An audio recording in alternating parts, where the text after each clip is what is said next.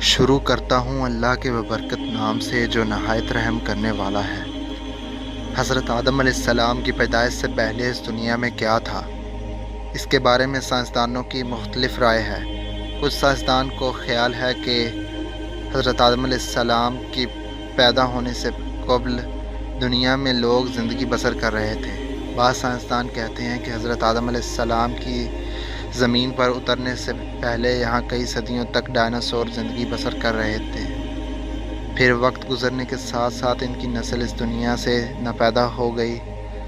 بعض کا کہنا ہے کہ یہاں جنات کا دور تھا، وہ زمین پر ہر چیز پر قبضہ جمائے ہوئے تھے۔ ہمارے ذہن میں سوال یہ آتا ہے کہ اللہ تعالیٰ نے سب سے پہلے اس دنیا میں کس کو پیدا کیا تھا؟ اللہ تعالیٰ نے انسانوں کو کیوں زمین پر پیدا کیا ہے؟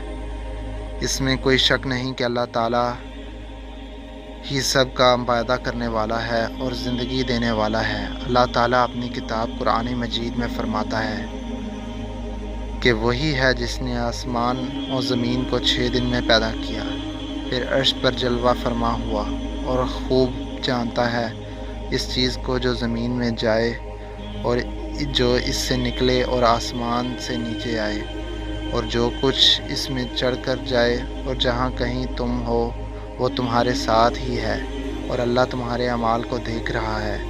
اللہ تعالیٰ قرآن پاک کی سورۃ ہود کی آیت نمبر 7 میں فرماتا ہے کہ اللہ تعالیٰ ہی وہ ذات ہے جس نے 6 دن میں آسمان اور زمین کو پیدا فرمایا اور اس کا عرش پانی پر تھا۔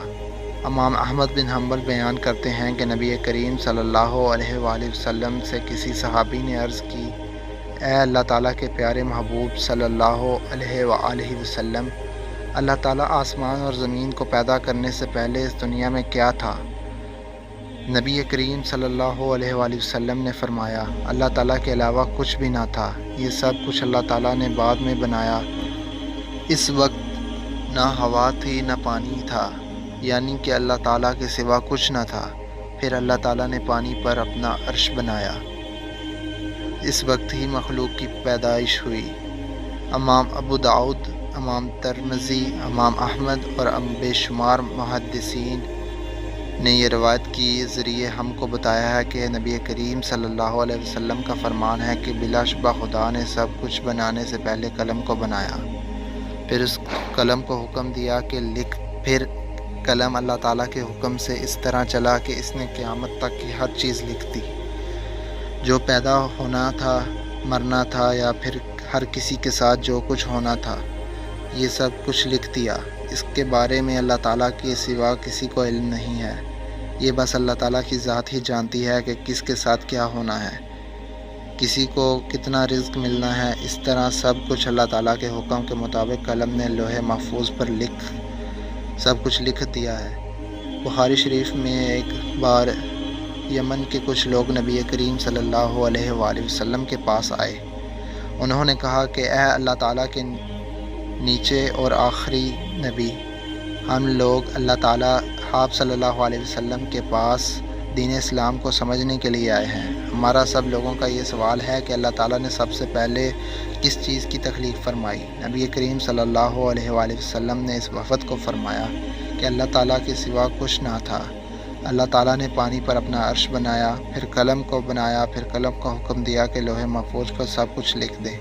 قلم نے اللہ تعالیٰ کے حکم سے لوح محفوظ پر سب کچھ لکھ دیا۔ قلم نے ازل سے لے کر ابد تک لوح محفوظ پر سب کچھ لکھ دیا۔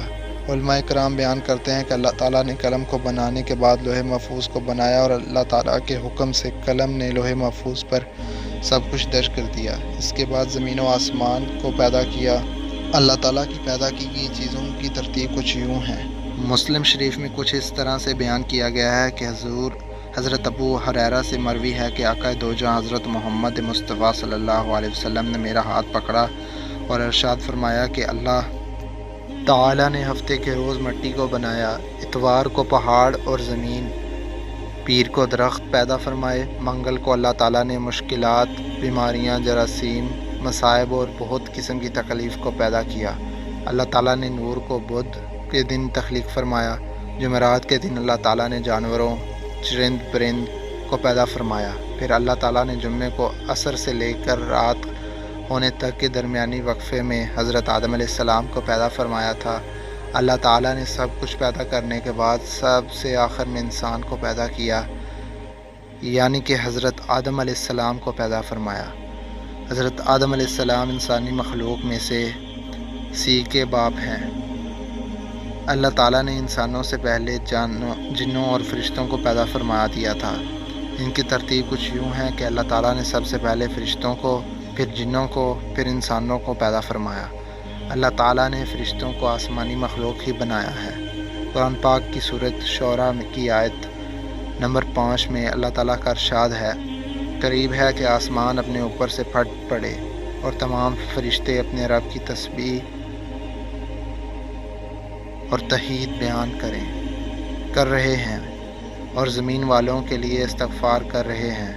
خبردار، اللہ تعالیٰ معاف کرنے والا اور رحم کرنے والا ہے۔ حدیث مسلم شریف میں بیان کیا گیا ہے کہ حضرت عائشہ رضی اللہ تعالیٰ عنہ سے مروی ہے کہ حضرت محمد مصطفیٰ صلی اللہ علیہ وآلہ وسلم نے ارشاد فرمایا کہ اللہ تبارک و تعالیٰ نے فرشتوں کو نور، جنوں کو آگ اور حضرت آدم علیہ السلام کو مٹی سے پیدا کیا ہے۔ اللہ تعالیٰ نے فرشتوں کو، پھر جنوں کو، سب سے آخر میں انسانوں کو پیدا کیا۔ قرآن پاک سورہ الحجر کی آیت نمبر 27 میں اللہ تعالیٰ فرماتا ہے کہ اور اس سے پہلے جنات کو ہم نے لو والی آگ سے پیدا کیا۔ جنات کی تخلیق کے بارے میں بے شمار آیت اور حدیث میں بیان کیا گیا ہے کہ اللہ تبارک تعالیٰ نے فرمایا کہ جنات کو آگ کے شعلے سے پیدا کیا گیا ہے۔ یہ آگ کے بھڑکتے شعلے کے کنارے کو کہتے ہیں۔ گویا جنوں کو آگ کی جڑ سے نہیں بلکہ اس کے شعلوں کے کناروں سے پیدا کیا گیا ہے۔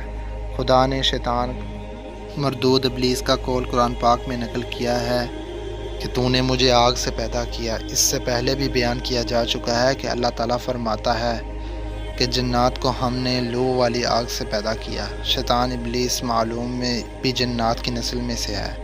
اس مسئلے میں کسی بھی مسلمان کو کوئی شبہ نہیں ہے، کیونکہ اللہ تعالیٰ قرآن پاک میں فرماتا ہے کہ ابلیس فرشتوں سے نہیں بلکہ جنوں میں سے تھا۔ حسن بصری بیان کرتے ہیں کہ ابلیس ہرگز فرشتوں کی جنس سے نہیں تھا۔ حضرت عبداللہ بن عباس رضی اللہ تعالیٰ عنہ اور حضرت عبداللہ رضی اللہ تعالیٰ عنہ سے مروی ہے کہ جنات انسانوں سے پہلے زمین پر رہائش پذیر تھے۔ جب ان میں فتنہ فساد بڑھنے لگا تو اللہ تعالیٰ نے فرشتوں کو حکم دیا کہ زمین پر جا کر جنوں سے جنگ کرو۔ اللہ تعالیٰ کے حکم پر فرشتے زمین پر اترے، پھر جنوں اور فرشتوں کے درمیان خوب جنگ ہوئی۔ اس جنگ میں جنوں کو شکست ہوئی، وہ میدان چھوڑ پر مجبور ہو گئے۔ وہ وہاں سے بھاگ کر جزیروں اور پہاڑوں میں چلے گئے۔ اس وقت سے لے کر آج تک جنات جنگلات اور پہاڑوں میں زندگی بسر کر رہے ہیں۔ اس واقعے کے 2000 سال بعد اللہ تعالیٰ نے حضرت آدم اور بی بی حوا علیہ السلام کو زمین پر اتارا تھا۔ پھر حضرت آدم علیہ السلام اور حضرت اماں حوا سے تمام انسانوں کی نسلیں چلی۔ یہ دنیا فانی ہے، ایک دن قیامت آ جائے گی۔ اللہ تعالیٰ سب کو اس دنیا سے اٹھائے گا، پھر اللہ تعالیٰ ان سب کو دوبارہ زندہ کر کے حساب و کتاب لے گا۔ جس کے نیک اعمال زیادہ ہوں گے ان کو جنت میں، اور جن کے برے اعمال زیادہ ہوں گے ان کو جہنم میں بھیج دے گا۔ اللہ تعالیٰ سے دعا ہے کہ وہ ہمیں نیک اعمال کرنے اور برے کاموں سے دور رہنے کی توفیق عطا فرمائے۔ آمین۔